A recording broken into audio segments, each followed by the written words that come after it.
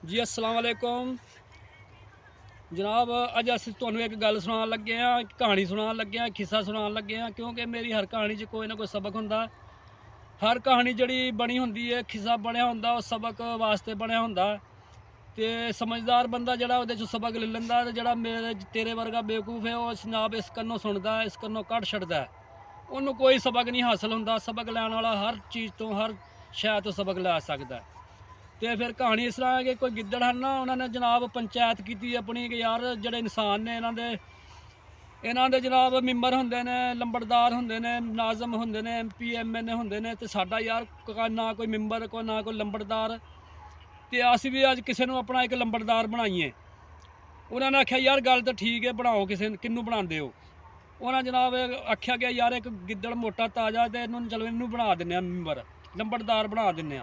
और गिद्दड़ बाबा मोटा ताज़ा ही, उन्हें आख्या गया किसी ना कोई मनेगा तो जनाब जोर नाल भी मना लेगा, तो इनू लंबड़दारी दे दईए तो जनाब लंबड़दारी जड़ा ना वो चला लेगा। उन्हें लंबड़दार बना छड़िया।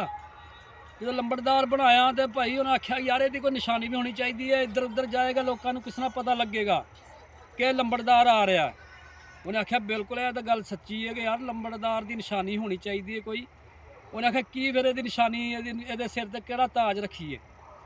उन्हें आख्या कि ये सिर ते ना छज बन दो। और जो छज बनया ना तो उन्नी देर में जनाब कुत्तियां भी खबर हो गई कि जनाब गिद्दड़ां की जी ना पंचायत होने दी। उन्हें आख्या चलो रल के ना इन्हां ते करने हमला। वो जनाब रल के पै गए जो सारे ही, जो सारे पै गए ना तो जनाब गिद्दड़ां की लग गई दौड़। हुण गिद्दड़ अगे अगे तो कुत्ते पिछे पिछे। जनाब गिद्दड़ जा के ना अपने अपनी रुड्डां च वड़ गए। हुण जिहड़ा लंबड़दार सी ना, जिहड़े सिर ते छज बन्ने ही, हुण वड़न नूं करे तो छज ना वड़न दे। ते जिहड़े रुड्ड च बड़े दे हुण आंदे लंबड़दार आ जा अंदर, आ जा अंदर। ते गिद्दड़ ओह जिहड़ा लंबड़दार आंदा मैं ते आना लंबड़दारी मैनूं नहीं आण दिंदी। ते इस कहानी च भई इह सबक है कि अस भी जिहड़े वेखने कि बंदा मोटा ताजा एहदा जनाब स्टेटस चंगा, पैसे वाला बंदा, इहनूं जनाब चौधरी बना दिओ। ਇਹ नहीं वेखते जे कोई अकल मौत भी है कि नहीं।